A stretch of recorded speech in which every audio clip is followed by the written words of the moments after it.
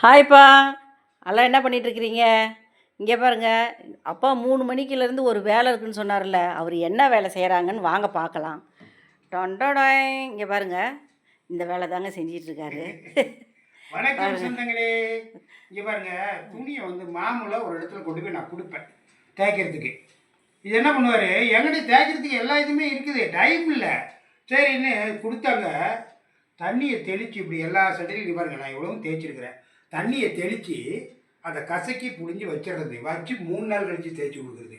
அந்த தண்ணி ஊறி இந்த போட்ட நீளம்லாம் அங்கங்கே திடுத்துட்டா அப்படி ஆகிடும். நல்லாவும் தேய்க்கவே மாட்டாருங்க. ஆனால் 12 ரூபாங்க ஒரு துணிக்கு, 1 ரூபா குறைக்க மாட்டார். இன்னொரு 5 ரூபா சேர்த்து கொடுத்துட்டு போங்க. நான் பாரு அந்த மாதிரி ஆள் பார்த்தேன். இனிமேட்டு இந்த ஆள்கிட்ட கொடுக்கக்கூடாது. இன்னும் போன ட்ரிப்பு 120 ரூபா கொடுத்து வாங்கிட்டு வரேங்க. எல்லாம் ஒரு 10 துணி, 2 ரூபா மேலே 10 துணிக்கு 12 கரெக்டாக 12 ரூபா, 120 ரூபா. ஏன்னா இன்னொரு 5 ரூபா கொடுத்துட்டு போங்கண்ணா. டீ சாப்பிடுங்க, அதை சாப்பிடுங்க அப்படின்னு சொல்லி வீட்டில் எடுத்துக்கிட்டு பார்த்தா கன்றாவியாக இருக்குதுங்க. இப்போ என்ன பண்ணேன் பார்த்தா, பேசாமல் இவங்க வீட்டிலாம் கொடுக்குறத விட, இவங்களுக்கு காசை கொடுக்குறத விட நம்மளே தேய்ச்சிடலாம் போ அப்படின்னு. நீங்கள் பாருங்கள், ஃபுல்லாக இறங்கிட்டேன். சூடு ஓவராக இருக்கு வச்சுங்க. பேண்ட்டுக்கெலாம் இவ்வளோ சூடு கொடுத்து தேய்க்கக்கூடாதுங்க, டக்குன்னு உறிஞ்சிடும். பாருங்கள்,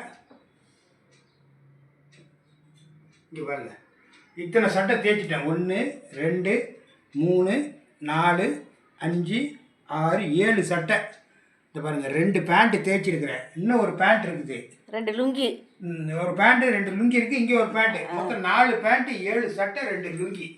இப்போ 4 இதில் ஒரு 7 சட்டை, 7 4 11, 2 லுங்கி 13. 13க்கு எவ்வளோ சம்பு? 13க்கும் வந்து அதில் ஒரு 26 30 வாங்கிடுவாரு.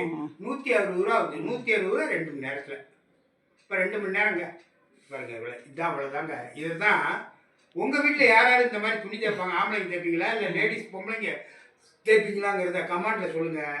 நாளைக்கு காலையில் உங்களை பிரேக்ஃபாஸ்ட்டில் சந்திக்கிறேன். பாய் பாய்.